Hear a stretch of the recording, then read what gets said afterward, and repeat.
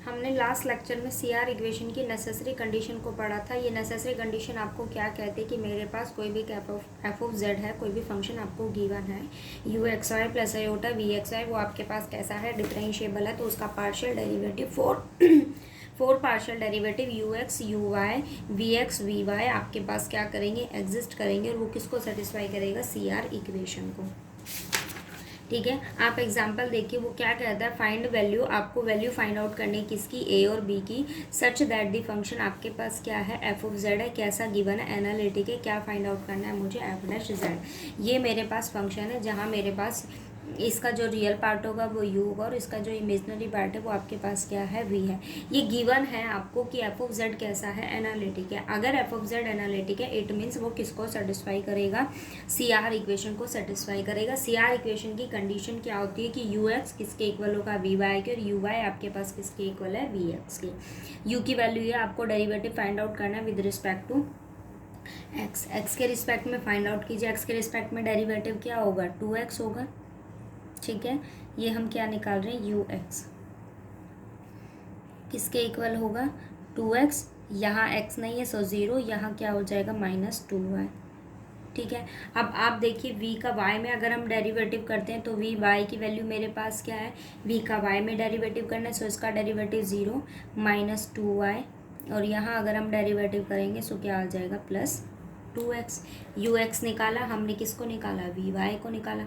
अब हम बात करते हैं यू का derivative with respect to y. V का डेरिवेटिव अगर यू का डेरिवेटिव अगर हम वाई में करते हैं तो ये क्या हो जाएगा, 0, इसकी वैल्यू क्या आ जाएगी, 2ay। ठीक है, 2ay और derivative with respect to y है सो इसकी वैल्यू मेरे पास क्या हो जाएगी, -2x। ठीक है, यू का वाई में डेरिवेटिव क्या आ गया, 2ay -2x। अब हमें क्या निकालना है, वी ऑफ एक्स निकालना है, तो वी का एक्स में डेरिवेटिव करेंगे, वी का एक्स में डेरिवेटिव करेंगे सो 2bx। ठीक है, इसके पास एक्स नहीं है तो यहाँ से उसकी वैल्यू क्या हो जाएगी, 2y। अब एक कंडीशन देखो, फर्स्ट कंडीशन क्या कहता है कि यू एक्स किसके इक्वल है, वी वाई के, तो यू एक्स आपके पास किसके इक्वल है, वी वाई, दोनों वैल्यूज इक्वल है। अब हम बात करते हैं कि यू वाई जो है वो आपके पास किसके इक्वल है, माइनस वो वी एक्स के इक्वल होगा, क्योंकि फंक्शन अगर एनालिटिक है तो वो किसको सेटिस्फाई करेगा, सी आर इक्वेशन को सेटिस्फाई करेगा। यू वाई की वैल्यू मेरे पास क्या है, 2ay -2x है, और अब हमें वैल्यू डालनी है वी एक्स की, तो वो वैल्यू क्या होगी, 2bx होगी, प्लस क्या होगा, 2y होगा। ठीक है, क्या है, 2ay -2x किसके इक्वल होगा, -2bx -2y। ठीक है, अब आप क्या करो, कोफिशिएंट्स कंपेयर कीजिए, कोफिशिएंट कंपेयर कीजिए, कोफिशिएंट ऑफ x देखिए, इधर भी x है यहाँ भी x है, तो हम बात करें कोफिशिएंट ऑफ x, तो उधर से कोफिशिएंट ऑफ x की वैल्यू क्या है, -2, यहाँ से कोफिशिएंट ऑफ x की वैल्यू क्या है, -2b। ठीक है, तो इधर से आपके पास b की वैल्यू क्या आ गई, 1। अब कंपेयर कीजिए कोफिशिएंट ऑफ y, यहाँ से y की कोफिशिएंट की वैल्यू क्या है, 2ay, और वहाँ से कोफिशिएंट ऑफ 2a और कोफिशिएंट ऑफ y आपके पास यहाँ क्या है, -2 है। सो आप इसको सॉल्व करते हो तो a की वैल्यू क्या आ गई मेरे पास, -1। और मुझे क्या फाइंड आउट करना था कि एफ ऑफ जेड मेरे पास ये है, फंक्शन कैसा है, एनालिटिक है। आपको ये शो करना था कि मतलब फाइंड आउट करनी थी ए और बी की वैल्यू क्या होगी, तो ये दो वैल्यूज़ हमने निकाल दी। अब हम बात करते हैं किसकी, हमें क्या फाइंड आउट करना है, एफ डैश जेड। क्या फाइंड आउट करना है, एफ डैश जेड। आपने नेसेसरी कंडीशन की थ्योरम पढ़ी थी, तो हम एफ डैश जेड की वैल्यू क्या निकाली थी हमने वहाँ पर, u x plus iota v x, u x plus iota v x. Necessary condition की जो आपने थ्योरम पढ़ी थी उसके अंदर हमारे पास एफ डैश जेड की वैल्यू क्या होती है, u x plus iota v x. U का एक्स में डेरिवेटिव क्या वैल्यू है उसकी, 2x -2y, वैल्यू डालेंगे 2x -2y plus iota v x की वैल्यू मेरे पास क्या है, 2bx plus 2y, 2bx plus 2y, but b की वैल्यू मेरे पास क्या है, 1। सो इसकी वैल्यू क्या हो जाएगी, 2x प्लस 2y। ठीक है, तो आपके पास एफ डैश जेड की वैल्यू क्या आ गई, 2x plus 2y plus iota 2x plus 2y। ये मुझे फाइंड आउट करना था। ठीक है। सेकेंड एग्जाम्पल देखो क्या कहता है, prove that the function F of z किसके इक्वल है, Z into Z conjugate is कैसा होगा, कॉन्टिन्यूस होगा एवरीवेयर। आपके पास ये फंक्शन कैसा है, कॉन्टिन्यूस है, but nowhere differentiable at the origin. या फिर सेकंड कंडीशन वो आपको कहता है कि ये फंक्शन आपको प्रूव करना है कि एनालिटिक है, या मतलब जीरो पर आपके पास ये एनालिटिक नहीं है। देखो उसने आपको फंक्शन क्या गिवन किया है, एफ ऑफ जेड है मेरे पास, और उस एफ ऑफ जेड की वैल्यू आपके पास क्या है, जेड जेड कॉन्जुगेट है। जेड की वैल्यू मेरे पास क्या होती है, एक्स प्लस आयोटा वाई होती है। जेड कॉन्जुगेट की वैल्यू क्या होती है, एक्स माइनस आयोटा वाई होती है। दोनों का प्रोडक्ट करना है तो हम दोनों का प्रोडक्ट करेंगे। आपके पास वैल्यू क्या आएगी, एक्स प्लस आयोटा वाई और एक्स माइनस आयोटा वाई, दोनों को मल्टीप्लाई करेंगे तो क्या वैल्यू होगी, x square plus y square plus 2xy minus 2 iota x y. दोनों वैल्यू क्या हो जाएंगी, कैंसिल आउट हो जाएंगी। ठीक है, सॉरी एक्स, ये वैल्यू एक वैल्यू बनेगी आपके पास माइनस आयोटा एक्स वाई और दूसरी वैल्यू होगी प्लस आयोटा एक्स वाई। ये दोनों वैल्यू क्या हो जाएंगी, कैंसिल आउट हो जाएंगी। आपके पास क्या आ गया, x square plus y square. तो इट मीन्स आपके पास जेड जेड कॉन्जुगेट की वैल्यू क्या हो गई, x square plus iota y square. अब आप यहाँ देखो तो इसका रियल पार्ट है, इसके पास इमेजनरी पार्ट नहीं है ना। इट मीन्स मैं उसको कैसे लिख सकती हूँ, आयोटा जीरो। यू की वैल्यू क्या हो गई, x square plus y square, but v की वैल्यू मेरे पास क्या हो गई, जीरो हो गई। आपके पास एक्स स्क्वायर वाई स्क्वायर दोनों फंक्शन कैसे हैं, कॉन्टिन्यूस है, एवरीवेयर कॉन्टिन्यूस है। इन फंक्शंस को कहीं प्रॉब्लम नहीं होती। X square plus y square आपके पास दोनों कैसे हैं, कॉन्टिन्यूस फंक्शन है। सो दोनों का सम भी मेरे पास कैसा होगा, कॉन्टिन्यूस होगा। ठीक है, अब आपको ये शो करना है कि फंक्शन मेरे पास में कैसा है, एनालिटिक नहीं है। देखो ये u की वैल्यू है, मैंने क्या किया, u का x में डेरिवेटिव किया तो उसकी वैल्यू आपके पास क्या होगी, 2x। v तो जीरो है तो v का x में करो या y में, दोनों केसेस में उसकी वैल्यू क्या रहेगी, जीरो रहेगी। u का हम डेरिवेटिव किसके रिस्पेक्ट में, y के रिस्पेक्ट में, सो वो आपके पास क्या होगा, y होगा 2y। तो मेरे पास क्या है, ux की वैल्यू 2x है, uy की वैल्यू मेरे पास क्या हो गई 2y। अब आप अगर दोनों केसेस में देखो ना, देखो vx की वैल्यू मैं आपको बताऊं तो वो जीरो होगी, vy की वैल्यू आपके पास क्या होगी, जीरो होगी। आप दोनों केसेस देखो, CR इक्वेशन की कंडीशन हमें क्या कहती है कि ux आपके पास किसके इक्वल होता है, vy के, बट ux की वैल्यू मेरे पास क्या है 2x और इसकी वैल्यू आपके पास क्या है, जीरो। ये दोनों वैल्यू इक्वल कब हो सकते हैं, किस केस में हो सकते हैं, सिर्फ और सिर्फ जब आपके पास x की वैल्यू क्या होगी, जीरो। क्योंकि आप x की जो चाहे वैल्यू सब्स्टिट्यूट करो, अगर आप नॉन जीरो लेते हो तो वो वैल्यू कभी इसके इक्वल नहीं होगी। सपोज मैंने x की वैल्यू क्या ले ली, 1 ले ली, सो क्या 2 कभी जीरो के इक्वल होगा, नहीं हो सकता। इट मीन्स आपके पास ये इक्वल कब होगा, जब आपके पास x कोड की वैल्यू क्या होगी, जीरो होगी। सेकंड कंडीशन देखो, सेकंड कंडीशन में हम क्या लेते हैं कि u y आपके पास किसके इक्वल होना चाहिए, माइनस वी एक्स के। u y की वैल्यू मेरे पास क्या है, 2 ऑफ y, और लेकिन ये वैल्यू क्या है, जीरो। अब आप इसके अंदर सेम कंडीशन लगाइए कि क्या 2y जीरो के इक्वल होगा, if y not equal to zero. उस केस में ये दोनों कभी नहीं इक्वल हो सकते। तो CR इक्वेशन आपके पास कब सेटिस्फाई होगी, जब y कंपोनेंट को भी क्या होना पड़ेगा, जीरो होना पड़ेगा। इट मीन्स आपके पास CR इक्वेशन सेटिस्फाई कब होगी, जब आपके पास दोनों कोड्स क्या होंगे, जीरो। दोनों कोड जीरो कब होंगे, एट ओरिजिन पर। इट मीन्स वो CR इक्वेशन को क्या करता है, सेटिस्फाई किस पर, एट ओरिजिन पर, एट ओरिजिन पर करता है। बट अगर मैं एफ ऑफ जेड की बात करूं, जहां आपके पास क्या आता है, जेड जेड कॉन्जुगेट आता है, जिसकी वैल्यू आपके पास क्या है, x square plus y square. ये ग्राफ अगर आप इसका बनाते हो तो एट ओरिजिन पर ये शार्प एज रखता है, और जो फंक्शन आपके पास एट ओरिजिन पर शार्प एजेस रखते हैं वो फंक्शन कभी डिफरेंशिएबल नहीं होते eight the point, eight that point वो कभी डिफरेंशिएबल नहीं होगा। तो अगर मैं बात करूं जेड जेड कॉन्जुगेट की, ये ओरिजिन पर आपके पास डिफरेंशिएबल नहीं है। तो अगर ये फंक्शन उस पॉइंट पर डिफरेंशिएबल ही नहीं है तो क्या वो उस पॉइंट पर क्या एनालिटिक होगा, क्योंकि एनालिटिक की कंडीशन ही क्या होती है कि फंक्शन क्या होना चाहिए, आपके पास डिफरेंशिएबल होना चाहिए। लेकिन ये जीरो पर क्या है, डिफरेंशिएबल ही नहीं है। So at origin function is not a analytic. ठीक है,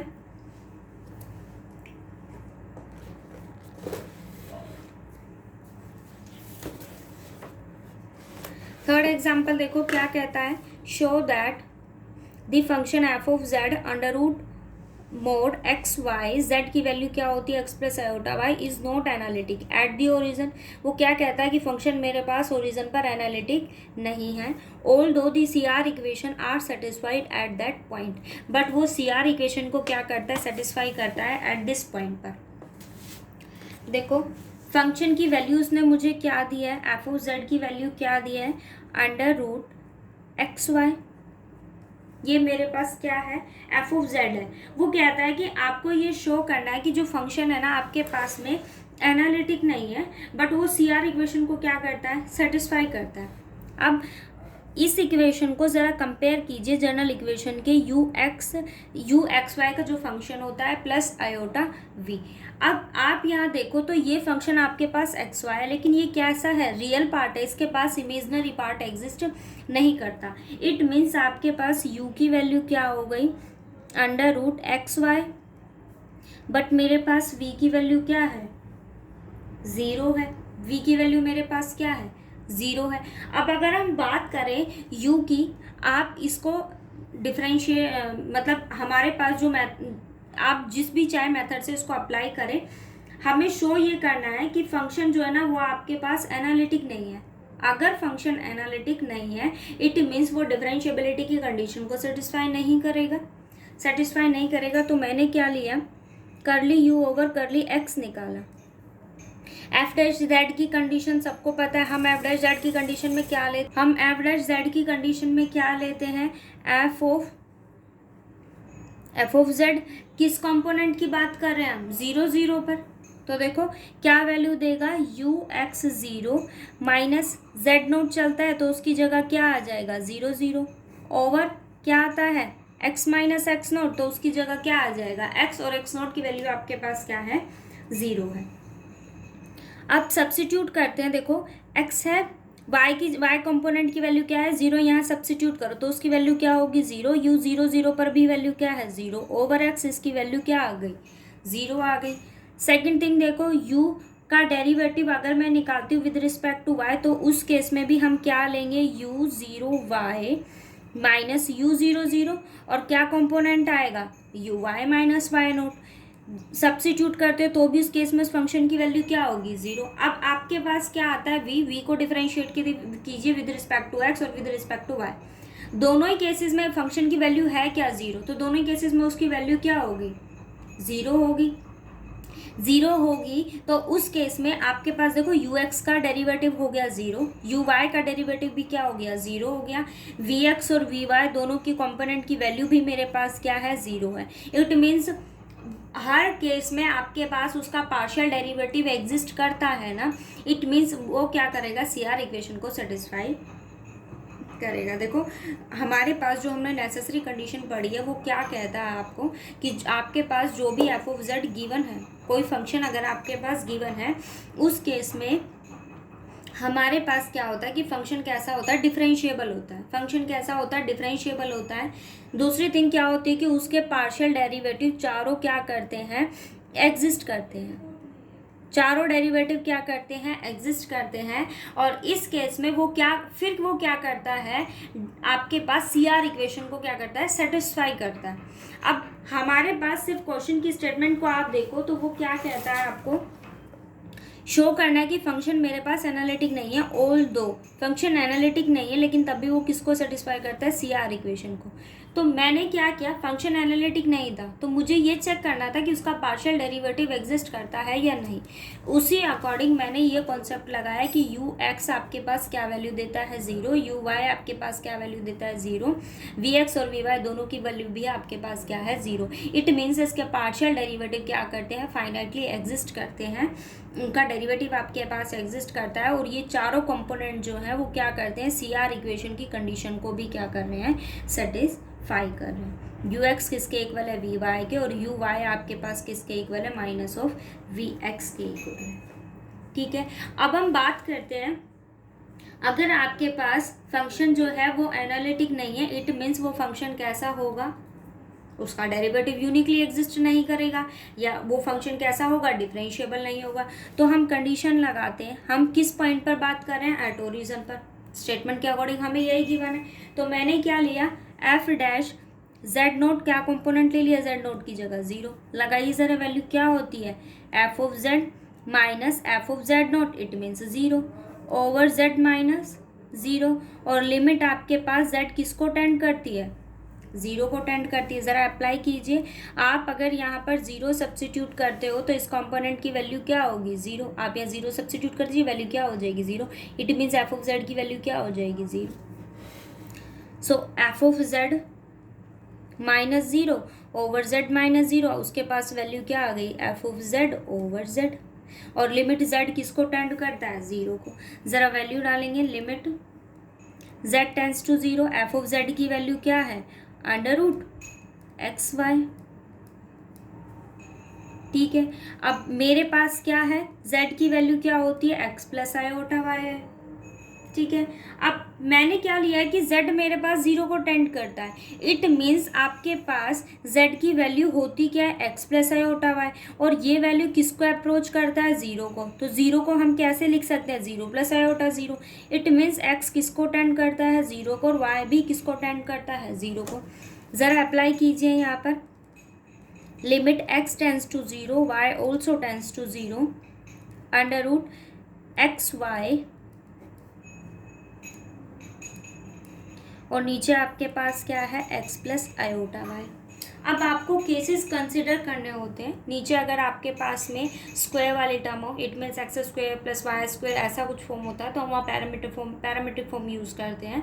यहाँ आपके पास x प्लस आयोटा वाई, और ये ऊपर क्या है, एक्स वाई, नीचे मेरे पास क्या है, x प्लस आयोटा वाई। दोनों में अगर हम नोमिनेटर डिनोमिनेटर में देखें तो डिग्री क्या है, सेम है। तो मैंने क्या किया, एक वैल्यू चूज़ की, y की वैल्यू को मैंने क्या चूज़ किया कि y मेरे पास क्या है, mx है। अब ज़रा आप इसको यहाँ सब्स्टिट्यूट कीजिए, limit x tends to 0, y tends to 0। अगर हम यहाँ वैल्यू डालते हैं x mx over x plus iota mx। ठीक है, देखो आप किसी चीज़ को अगर कॉन्ट्रडिक्ट करोगे तो उसके लिए सिंगल केस इनफ होता है। तो मैंने कोई एक केस लिया कि जहाँ मेरे पास y की वैल्यू क्या होगी, mx। हो भी सकता है कि मेरे पास y की वैल्यू क्या है, some constant multiple of x, parameter of family. तो मेरे पास यहाँ देखो एक्स स्क्वायर बाहर कॉमन लेंगे, so limit x tends to 0, y also tends to 0, under root से बाहर आएगा तो x, अंडर रूट m रहेगा। नीचे x कॉमन लिया तो क्या होगा, 1 प्लस आयोटा m। अब आप ज़रा इसको देखो ना, तो ये फंक्शन जो है ना वो किसके ऊपर डिपेंड कर गया, m के ऊपर। This function is depend on m। ये किसके ऊपर डिपेंड कर गया आपके पास, m के ऊपर। अगर फंक्शन आपके पास m के ऊपर डिपेंड कर गया तो आप जैसे जैसे m को रिप्लेस करोगे वैसे वैसे f डैश z की वैल्यू आपके पास रिप्लेस होती चली जाएगी। मतलब आप जैसे जैसे m को चेंज करोगे f डैश z की वैल्यू आपके पास क्या हो जाएगी, चेंज हो जाएगी। मतलब यूनिकली एग्जिस्ट नहीं कर रहा ना, इट मीन्स आपके पास जो फंक्शन है वो डिफरेंशिएबल नहीं है, उसका डेरिवेटिव एग्जिस्ट नहीं किया। अगर उसका डेरिवेटिव एग्जिस्ट नहीं करा तो इसका मतलब आपके पास फंक्शन एनालिटिक नहीं है। ठीक है, तो आप कोई भी एक ऐसी पैरामीटर फैमिली को यूज़ कीजिए जिससे आप ये कह सको कि फंक्शन की जो लिमिट है वो यूनिकली एग्जिस्ट नहीं करती। इट मीन्स आपके पास में फंक्शन जो है वो डिफरेंशिएबल नहीं हुआ, so function is not an analytic function. ठीक है,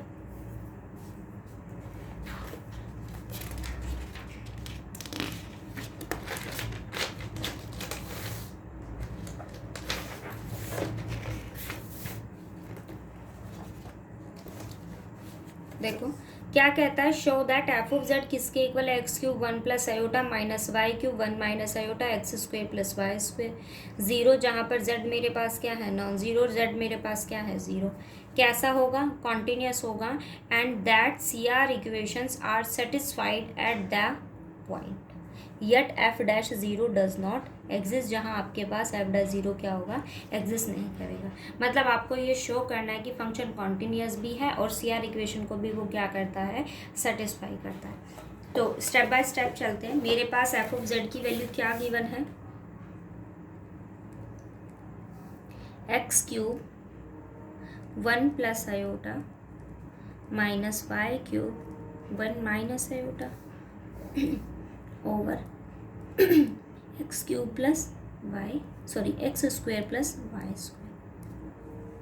ठीक है, अब आपको क्या करना है, ये एफ ऑफ जेड की इक्वेशन है आपके पास, मुझे क्या करना है, यहाँ से रियल और इमेजनरी पार्ट को सेपरेट करना है। तो करो, x cube plus iota x cube minus y cube plus iota y cube over x square plus y square, x cube minus y cube plus iota x cube plus y cube over x square plus y square.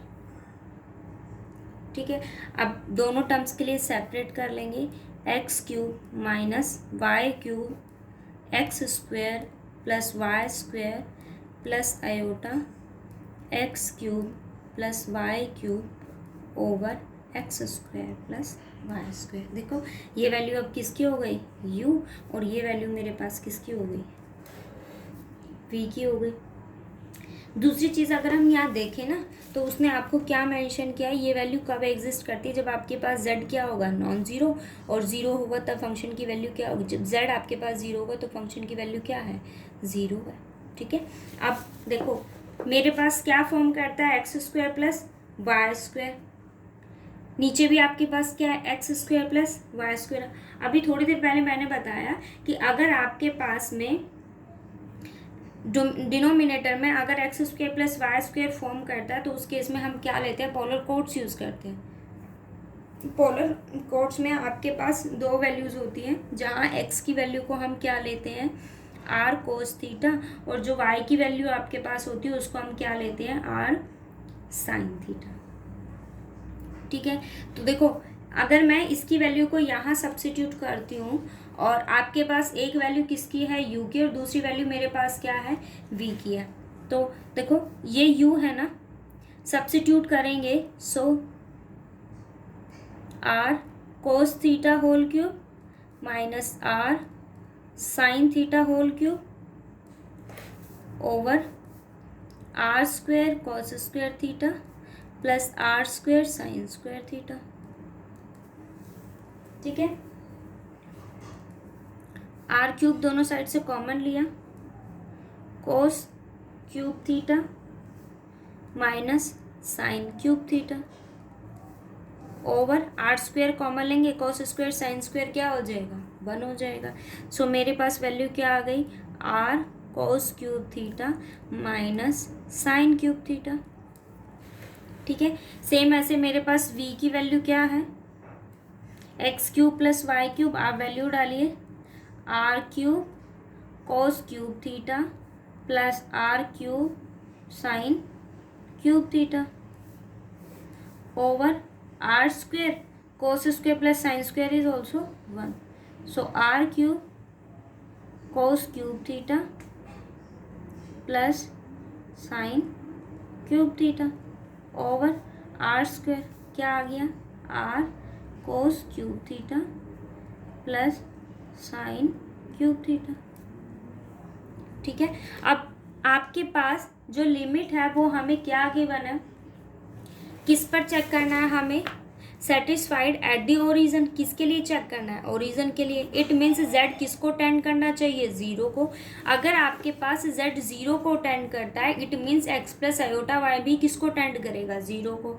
So x is also tends to 0, y is also tends to 0। हमने polar codes use किए तो r आपके पास किसको tend करेगा, 0 को, because of z tends to 0। So आप limit substitute कीजिए यहाँ, ये u की वैल्यू है, मैंने क्या लिया, limit r tends to 0 u, so limit r tends to 0। अगर r यहाँ 0 को टेंड करेगा सो इसकी वैल्यू क्या हो जाएगी, 0। सेम कंडीशन आप यहाँ अप्लाई कीजिए कि limit r tends to 0 v, limit r tends to 0 किसके इक्वल होगा, 0 के। इस फंक्शन की लिमिट भी किसको टेंड करती है, 0 की, और इस फंक्शन की लिमिट भी आपके पास किसको टेंड करती है, 0 को टेंड करती है। आपके पास दोनों फंक्शंस की लिमिट क्या करती है, 0 को टेंड करती है। इट मीन्स u भी ज़ीरो को टेंड करता है, ये भी ज़ीरो को, so zero plus iota zero is also zero, so limit z tends to zero f of z is tends to zero, so limit z tends to zero f of z की value मेरे पास क्या आ गई, zero आ गई। और ये आपके पास किसके इक्वल है, ये मेरे पास किसके इक्वल है, एफ ऑफ ज़ीरो के इक्वल है, किसके इक्वल है, ज़ीरो के इक्वल है। और आई थिंक ये सब जानते होंगे कि आपके पास में कॉन्टिन्यूटी की डेफिनेशन क्या कहती है, limit z tends to a f of z आपके पास अगर किसके इक्वल आ जाता है, एफ ऑफ a के, तो उस केस में हम क्या कहते हैं, फंक्शन कैसा होता है, कॉन्टीन्यूअस। और आप यहाँ शो भी क्या कर रहे हो, limit z tends to zero f of z आपके पास किसके इक्वल है, ज़ीरो के, किस पॉइंट पर, एफ ऑफ a पर। इट मीन्स आपके पास एफ ऑफ z कैसा हो गया, कॉन्टीन्यूअस हो गया, कैसा हो गया, कॉन्टीन्यूअस हो गया, किस पर, at z equals to zero. ठीक है, और अगर वो आपके पास ज़ीरो पर हो गया तो आप जो चाहे यहाँ z की वैल्यू को सब्स्टिट्यूट कीजिए, फंक्शन कैसा हो जाएगा, कॉन्टीन्यूअस हो जाएगा। ठीक है, अब हम क्या चेक करेंगे कि उसकी CR इक्वेशन क्या करती है, सेटिस्फाई करती है या नहीं। तो उसकी CR इक्वेशन को हम कैसे निकालेंगे, curly u over curly x किसके इक्वल होगा, u x0 minus u0 over x minus zero. आपके पास u की वैल्यू क्या है,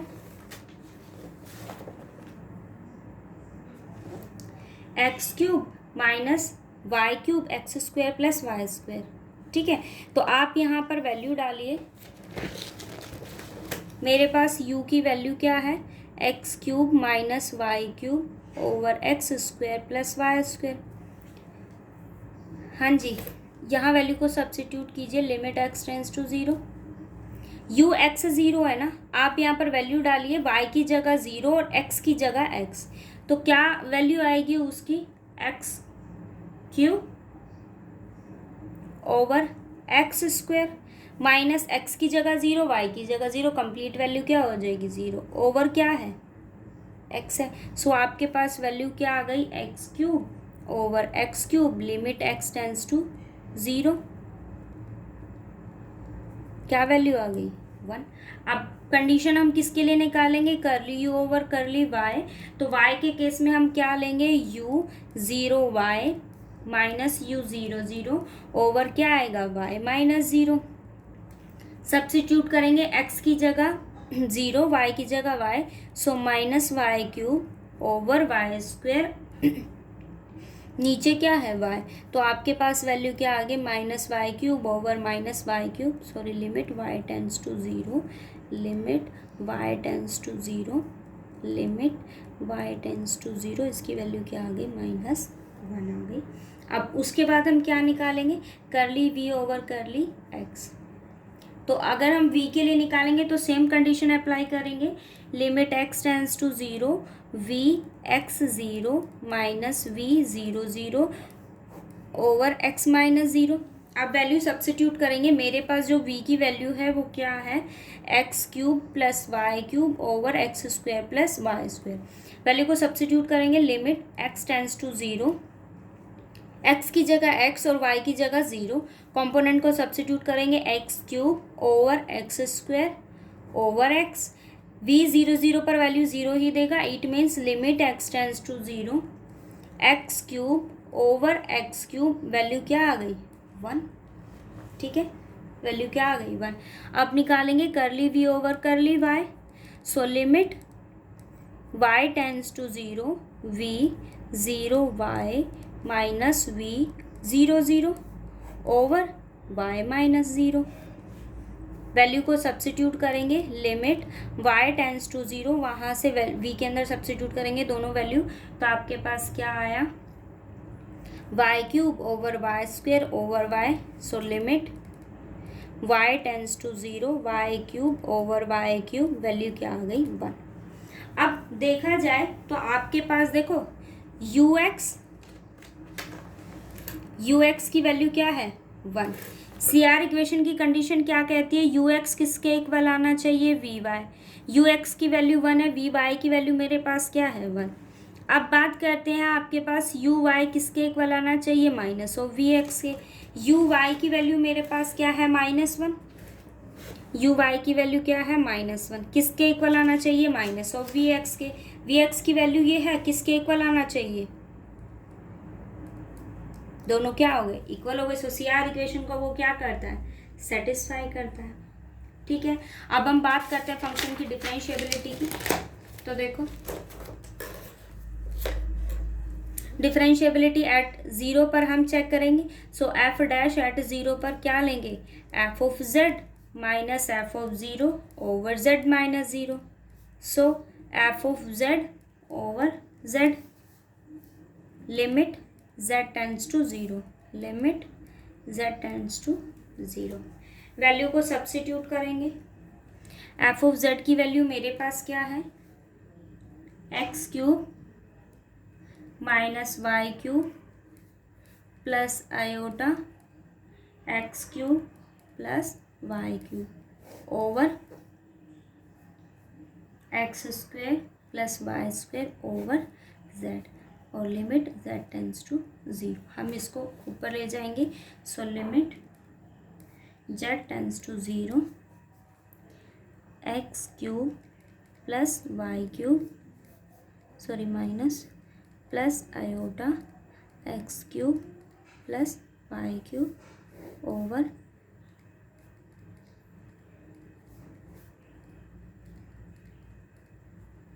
आयोटा। ठीक है, अब क्या कहता है कि z आपके पास किसको टेंड करता है, 0 को। z अगर 0 को टेंड करता है, देखो अभी मैंने आपको बताया कि किसी चीज़ को कॉन्ट्राडिक्ट करने के लिए आपके पास सिंगल एग्जाम्पल इनफ होता है। देखो मैंने क्या किया, लिमिट x टेंड्स टू 0, मैंने किसकी बात की है, मैंने क्या कहा है, लिमिट x टेंड्स टू 0। और मैं बात कर रही हूँ जहाँ आपके पास सिर्फ और सिर्फ क्या है, मतलब मैं अलोंग x एक्सिस की बात कर रही हूँ।